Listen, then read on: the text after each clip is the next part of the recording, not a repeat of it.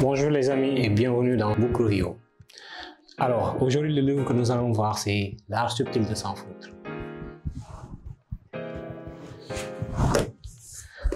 Alors, c'est un livre qui a été écrit par Mark Manson.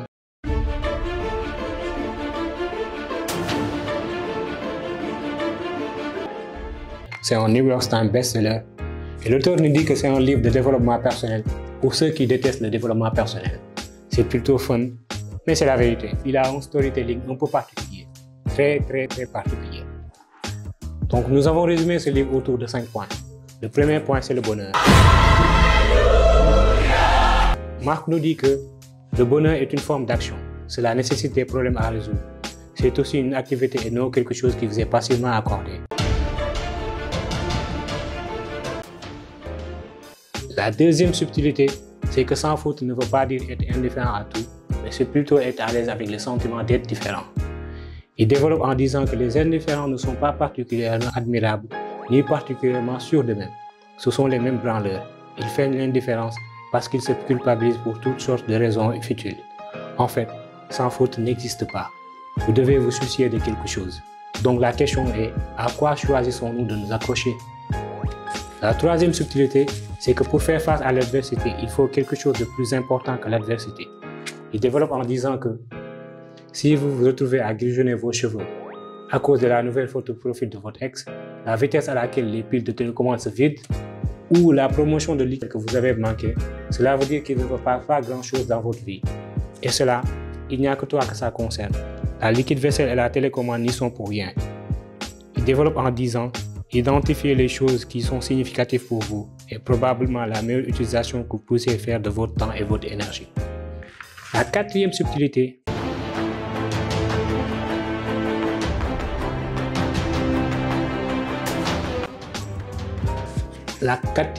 il dit que vous vous rendez compte ou pas, vous choisissez de tenir à un truc plutôt qu'à un autre.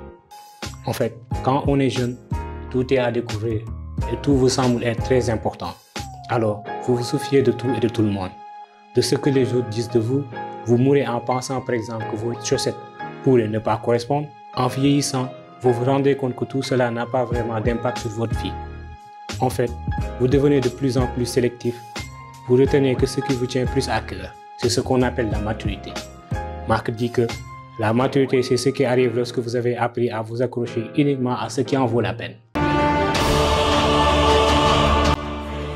Le cinquième point, qui est la troisième subtilité dans le livre de Mark Manson, c'est la loi de l'effort inverse. Il dit que les sociétés de consommation et les médias sociaux se sont combinés pour produire une génération d'individus qui croient fermement qu'il ne faut pas avoir d'émotions négatives telles que la peur, la culpabilité ou l'anxiété. Jetez un coup d'œil à votre compte Instagram, tout va bien pour tout le monde.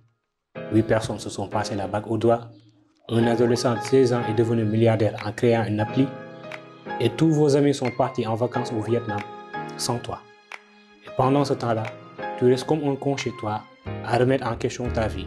Et tu ne peux pas t'empêcher de penser que ton existence est encore plus pourrie que tu ne le pensais.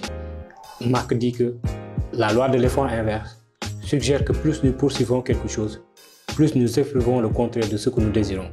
Et par conséquent, plus nous serons insatisfaits. En termes plus simples, plus nous essayons et moins nous réussissons. Inversement, moins nous devenons désespérés, plus nous verrons probablement le résultat de ce que nous désirons. Voilà le livre, résumé autour de 5 points.